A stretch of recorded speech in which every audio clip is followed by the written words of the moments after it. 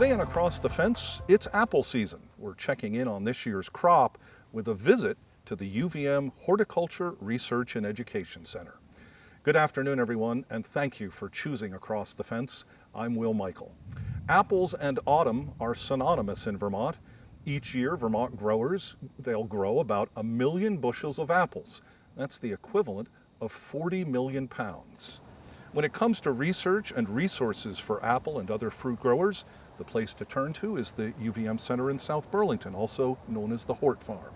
Terry Bradshaw is the center director and one of Vermont's foremost apple experts. Terry, great to see you again, and thank you for having us. Great to see you, thanks. So I want to start with the weather. We've been with you in previous Septembers, and as we get through the first couple of weeks, it's not normally in the 70s and 80s. What do the apples on the trees say about this fall weather this year? Yeah, this weather we've been having, at least this beginning of September, it's been hot recently, but especially warm in the evening. And that definitely changes the ripening patterns, especially of Macintosh and the other soft fruited varieties that we have. It'll turn cool soon though, and the real ripening window for Macintosh and her daughters, Empire, Cortland, Spartan, things like that, is really just barely starting. So we're not seeing things are off too much yet, but we always like a little cool weather in the fall. So I'm going to take us back, speaking of cool weather, let's go back to the springtime, and it's in May, and there were actual below freezing, the apple blossoms, there were reports of apples, the blossoms, freezing. So how did the apple season start? Yeah, it was a tricky season. At the beginning, it was looking dry, and that's actually something you like early season because that has less disease risk. Water, fosters fungi. And we were almost thinking, well, here's another drought we'll have like we've had the last few years, have to pump some water. And then things changed. So May 18th, we had a freeze event. I'm not even calling this a frost event. Near the lake, we were seeing in the lake, 36. So fine, this showed the textbook of a lake effect. But the further away you got from the lake, we were seeing 28, 26, 22. And those temperatures can damage fruit substantially. Blossoms are the most susceptible to the damage, but in the Champlain Valley, we actually had fruit on the tree already. And the question was, can the tree still produce that fruit even though there's been some damage? And we're seeing that, yes, it did, and sometimes it damaged some of the fruit. So what is the prognosis for the season then, given the way things started and where we are now in early September? Yeah, it's extremely variable. So depending on where you are, even in the same orchard, low spots, because cold air settles in a low spot, you may see fewer fruit. Different varieties that might have been closer to bloom when the freeze occurred might actually had the blossom basically destroyed, and therefore you can't form a fruit. Others that already had fruit and were developed are making it through. Others that were not blooming yet and the blossom was closed, it's less susceptible to the cold. So we're seeing a lot of variability. I would say overall, and this is a total estimate across the entire state, maybe 65% of a crop, something like that we're seeing this year. So this is going to be an abnormal season. Oh, absolutely. It's without question the most challenging season I've ever seen. But there's still plenty of beautiful fruit. Witness where we are here, and yet even a few trees over, you pointed out when we were getting ready that, yeah, here's some examples of some things that aren't doing well. So we're going to have spots, and I found it interesting that you were pointing out even within an orchard.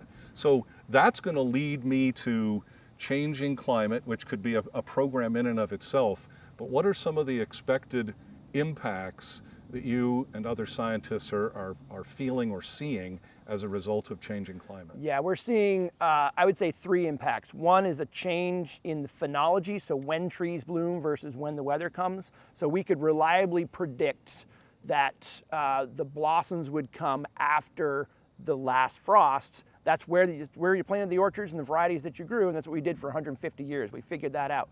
Now, as we learned this year, the frost could come later, they could bloom earlier, so that unpredictability is tricky.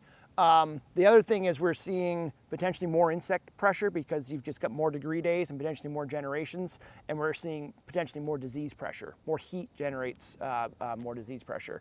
And then we've had a wet season this year, but we came off 2 years of dry seasons. And if you draw those out, we're probably average, but average is just the balance between the two extremes.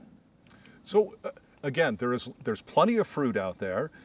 Pick your own is a popular way. It's a great way to put down the device and get outside during some nice weather, hopefully. Yeah, a large amount of our fruit, and in fact, the majority of our farms are pick your own farms, and virtually all of them are still open to some degree. Actually, I haven't heard of anyone who's not open.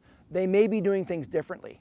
They may not be picking on weekends. They may be trying to slow down because they may have a smaller crop and they want to harvest it themselves and sell it to you out of the farm stand because they don't have to worry about all those fruit that customers drop on the ground.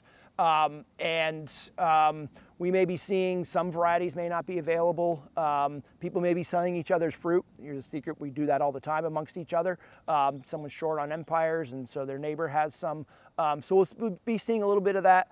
I've seen a lot of resilience amongst the growers, kind of changes in markets. Some are growing pumpkins. I know at least one who's doing a corn maze they previously hadn't done. So they're in the business of bringing people out to their farms. Orchards are beautiful places, and people will come. I often say the apples are secondary to the experience. And so I think we're still going to have plenty of experience for people to have. It'll just be look a little bit different. A part of that experience actually is knowing how to pick an apple because you can impact next year's fruit. And so that's an important question. What is the proper technique for picking an apple when we're out picking our own? Yeah, this is something that we always want to train our pick your own folks. And it takes a little bit of time to train the folks who actually work here, but the key is to lift the fruit off of the bud that it's growing on rather than pull it off. If you pull an apple, directly pull it off the bud, you'll probably rip off the bud next to it, which is next year's apple. So you often see in pick your own orchards actually lower production partially because of that, because customers are pulling the buds off. So it always helps to train up and listen to your local grower when they lean in and tell you how to do it. That's why we're here, to learn from the experts. So tell us, Terry, a little bit about what varieties of apples you grow here, and are they all used for research? Is there apple sales? How does that work? Yeah, so the Horticulture Research and Education Center grows now about 50 or so varieties of apples. In my time here in the last 28, 29 years, we've grown well over 100. Some of those numbers get inflated fast when you do a variety trial that has 50 varieties that, really there's 10 good ones out of it. So we're now, like I say, growing 50 or so, 50 or 60. And some of them are ongoing research, some of them are remnants of old research, and we sell all of it. So all of our fruit are available at the farm stand that we have here at the farm in South Burlington, as well as at the Old North End Farmers Market. And we sell on campus. We're selling to the dining halls now, trying to close that loop. We have this resource. I now run the orchard almost as much as a teaching orchard as a research orchard. So I have a orchard management class that meets every other fall, and this is their classroom. The students absolutely love this space, and I try to feed it back to the students by giving them those fruit in the dining halls. They might see their first year or sophomore year, and then mostly as juniors and seniors who take the class, they remember that they got those fruit, and they actually pick those fruit. So Terry, for our commercial growers, what are their major markets? We know that about 25% is going to pick your own. What's happening to the other 75% of that fruit?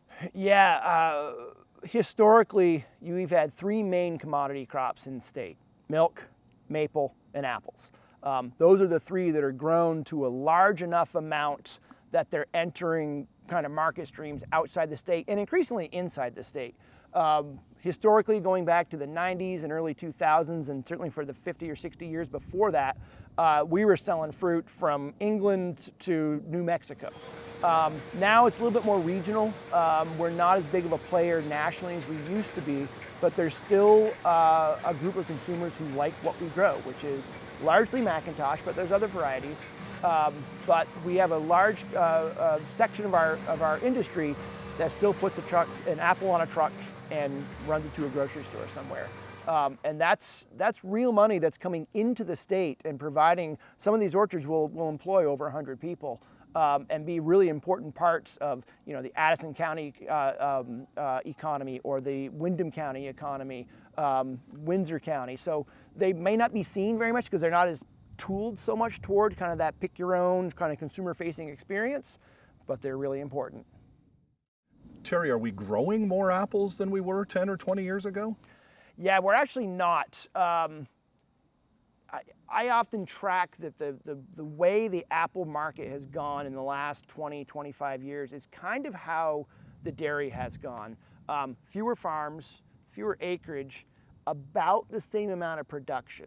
So the orchards that are staying in, especially in the wholesale world, just like wholesale dairy and wholesale anything else, you've got to get your cost of production down. And so they're growing under these new systems, and people are becoming more and more familiar with skinny little trees that are packed really tight together and grown on wires. Those are done for productivity. And so on those acreages, we're growing more per acre, but we're growing fewer acres of them.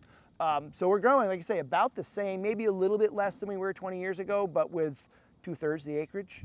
And about the same number of farms, interestingly, because we've had a lot of small farms, 2 acres to 10 acres, that have started in the last 10 years, 10, 15 years, where in a wholesale market, it's like dairies. People don't just start up a dairy farm. They don't start up a 200-acre apple orchard. But you can start up a 4-acre as a retirement hobby, as a second gig, and that's where we're seeing the growth. We know that apples are a big part of the hort farm, but what else are you doing here?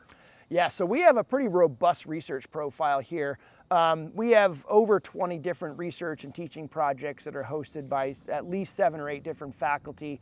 My other crop that I work with, for example, is wine grapes, and so we have a wine grape variety trial. We have a production trial where we're testing out organic production methods on grapes. We have some field crop production, so Kernza is a perennial wheatgrass. That's something that we're studying here. Saffron is another crop that's being studied here.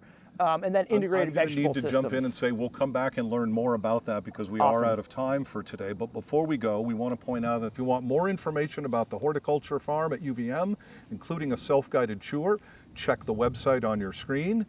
And go to the Vermont Tree Fruit Growers Association to find Vermont apples and pick your own operations. That website is vermontapples.org. Terry, thank you very much for being with us and having us here at the Hort Farm this afternoon. Awesome, thank you. And that's our program for today. We know you have choices, so thanks for choosing us. I'm Will Michael, inviting you to join us back here each weekday afternoon for another visit across the fence.